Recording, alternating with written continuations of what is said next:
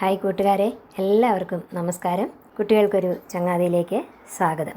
ഇന്ന് ഞാൻ നിങ്ങളെ എൻ്റെ ഗ്രാമത്തിലേക്ക് കൊണ്ടുപോവുകയാണ്. ആ ഗ്രാമം ഏതാണെന്നറിയണ്ടേ? പലരും കേട്ടിരിക്കും. ചെമ്മീൻ, രണ്ടിടങ്ങഴി, കയർ ഒക്കെ എഴുതിയ വിശ്വപ്രസിദ്ധ എഴുത്തുകാരനായ തകഴി ശിവശങ്കരപ്പിള്ളയെക്കുറിച്ച് അല്ലേ? അദ്ദേഹത്തെ ഓർമ്മിപ്പിച്ചുകൊണ്ട് ഞാൻ ഇന്ന് പറയാൻ പോകുന്നത് എൻ്റെ ഗ്രാമമായ തകഴിയിലെ പ്രസിദ്ധമായ ധർമ്മശാസ്ത്ര ക്ഷേത്രത്തിൻ്റെ മാഹാത്മ്യത്തെപ്പറ്റിയാണ്.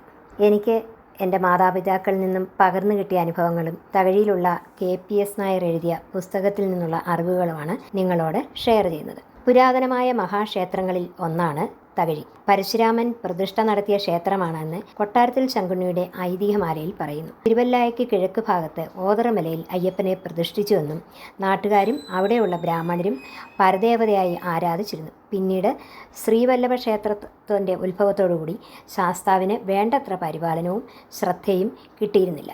വർഷങ്ങൾക്കു ശേഷം ക്ഷേത്രം ജീർണിച്ച് വിഗ്രഹം മാത്രം ശേഷിക്കുകയും ഒരു വർഷകാല സമയത്ത് ഓതർമല പൊട്ടുകയും മലയിലിരുന്ന ശാസ്താ വിഗ്രഹം പടിഞ്ഞാറോട്ട് ഒഴുകിപ്പോവുകയും ഇപ്പോൾ തകഴി എന്ന് നാമകരണം ചെയ്ത സ്ഥലത്തിൻ്റെ കിഴക്കുവശം പുഞ്ചപ്പാടത്ത് പൊതഞ്ഞു കിടപ്പാകുകയും ചെയ്തു. വളരെ വർഷങ്ങൾക്ക് ശേഷം ശ്രീകൃഷ്ണ ഭക്തനായ വില്യമംഗലം സ്വാമിയാർ വടക്ക് നിന്നും വഞ്ചിയിൽ തെക്കൻ പ്രദേശത്തേക്ക് പോകുമ്പോൾ പൊതഞ്ഞു കിടക്കുന്ന അയ്യപ്പ വിഗ്രഹത്തിലെ തേജസ് കാണുകയും അത് ഭഗവാന്റെ ചൈതന്യം ആണെന്ന് മനസ്സിലാക്കി ബ്രാഹ്മണരെ കൊണ്ട് വിഗ്രഹം എടുപ്പിച്ച് പൊതഞ്ഞ ചേറും മണ്ണുമൊക്കെ കഴുകി വൃത്തിയാക്കി. അപ്പോൾ ഒരു അയ്യപ്പൻ്റെ വിഗ്രഹം ആണെന്ന് മനസ്സിലായി.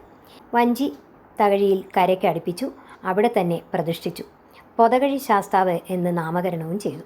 നാട്ടുകാരെ വിളിപ്പിച്ച് ഇവിടെ ഒരു ക്ഷേത്രം പണിയിച്ച് പൂജാകർമ്മങ്ങളും അനുഷ്ഠാനങ്ങളും മുടങ്ങാതെ നടത്തിയാൽ ദേശത്തിനും നാട്ടുകാർക്കും വളരെ ഐശ്വര്യവും സമൃദ്ധിയും ഉണ്ടാകും എന്നറിയിച്ചു. സ്വാമിയുടെ ഉപദേശപ്രകാരം എല്ലാം ചെയ്തു. കാലക്രമേണ പൊതകഴി ലോപിച്ച് തകഴിയായിത്തീർന്നു. എന്നാൽ കൂടുതലും അറിയപ്പെടുന്ന ഐതിഹ്യം വേറൊന്നാണ്. ഉദയാർക്കൻ എന്ന മഹർഷി പമ്പാനദിയുടെ തീരത്തിരുന്ന് തപസ് ചെയ്യുകയായിരുന്നു. അദ്ദേഹം പമ്പാനദിയിൽ സ്നാനം ചെയ്യുമ്പോൾ ഒരിക്കൽ കാലിൽ എന്തോ തടഞ്ഞു. മുങ്ങിയെടുത്തപ്പോൾ അയ്യപ്പ വിഗ്രഹമായിരുന്നുവെന്നും നാട്ടുകാരുടെ സഹായത്തോടെ സ്ഥാപിച്ചു എന്നും മഹർഷി തഴുകി തലോടി പ്രതിഷ്ഠ നടത്തിയതിനാൽ ആ സ്ഥലം തഴകി എന്ന നാമകരണം ചെയ്തു. പണ്ട് ഉദയാർക്കപുരം എന്നും പറഞ്ഞിരുന്നു, പിന്നീട് തകഴിയായി മാറിയതെന്നും പറയുന്നു. ഐതിഹ്യം എന്തുമാകട്ടെ, നമുക്ക് ഭക്തിയിലൂടെ മുന്നോട്ട് പോകാം. ഉപദേവതകൾ ഒന്നും നാലമ്പലത്തിലില്ല എന്നത് ഈ ക്ഷേത്രത്തിൻ്റെ ഒരു പ്രത്യേകതയാണ്. വൈദ്യനാഥനായിട്ടാണ് ഇവിടുത്തെ ശാസ്താവിനെക്കുറിച്ച് ചട്ടമ്പി സ്വാമികളുടെ ഒരു പുസ്തകത്തിൽ പറയുന്നത്.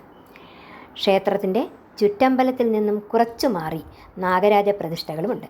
കൂടാതെ മതിലിന് പുറത്തായി വല്യെണ്ണ എന്ന ഔഷധം ആദ്യമായി ഉണ്ടാക്കി നൽകിയ എണ്ണ വല്യച്ഛൻ എന്ന് വിളിച്ചിരുന്ന അദ്ദേഹത്തിൻ്റെ സ്മാരകവുമുണ്ട്. അയ്യപ്പസ്വാമിയുടെ അമ്മയാണ് അമ്പലപ്പുഴ ശ്രീകൃഷ്ണൻ എന്ന് പറയും. കാരണം മഹാവിഷ്ണുവിൻ്റെ മോഹിനി രൂപവും ശ്രീശങ്കരനും തമ്മിലുള്ള കഥ എല്ലാവർക്കും അറിയാമല്ലോ. ഒരു പാട്ടിലൂടെ അത് ഞാൻ സൂചിപ്പിക്കാം. മോഹിനി സുതനെ ശരണം പൊന്നയ്യപ്പ, ശങ്കരസുതനെ ശരണം പൊന്നയ്യപ്പ എന്നുള്ള പാട്ട് നിങ്ങളെല്ലാവരും കേട്ടിരിക്കും. തകഴിയിലെയും അമ്പലപ്പുഴയിലെയും ഉത്സവം, വർഷത്തിൽ വരുന്ന കളഭം ഒക്കെ അടുത്തടുത്താണ്.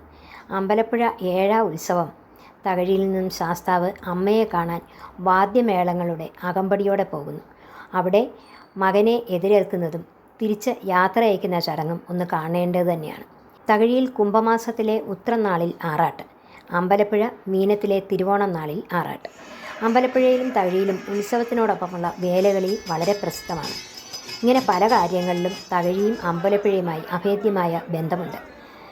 തകഴിയിലെ പ്രതിഷ്ഠാദിനം 10-ാമതേ നാളിലാണ്. ഒരു ഉത്സവത്തിൻ്റെ രീതിയിൽ തന്നെ ഇത് ഇന്നും കൊണ്ടാടുന്നു. ഇതൊക്കെയാണ് ക്ഷേത്രത്തിൻ്റെ ഉത്ഭവത്തെക്കുറിച്ചുള്ളതും അവിടുത്തെ ഐതിഹ്യങ്ങളും. അടുത്ത വീഡിയോയിൽ അയ്യപ്പസ്വാമിയുടെ അത്ഭുതത്തെക്കുറിച്ച് പറയാം. വളരെയേറെ ഉണ്ട് അദ്ദേഹത്തിൻ്റെ അത്ഭുതങ്ങളെക്കുറിച്ച് പറയാം. അപ്പോൾ ഇനി അടുത്ത വീഡിയോയിൽ കാണാം. എല്ലാവർക്കും നമസ്കാരം. നിങ്ങൾക്ക് ഈ വീഡിയോ ഇഷ്ടപ്പെട്ടെങ്കിൽ നിങ്ങൾ ലൈക്ക് ചെയ്യണം. പലരും ലൈക്ക് ചെയ്യാൻ മറക്കുന്നുവെന്ന് തോന്നുന്നു. നിങ്ങളതുപോലെ ഷെയർ ചെയ്യണം. ആദ്യമായി കാണുന്നവരെ ഒന്ന് സബ് ചെയ്ത് ഷെയർ ചെയ്യുകയും വേണം. അപ്പം നമുക്ക് ഉടനെ കാണാം. നമസ്കാരം.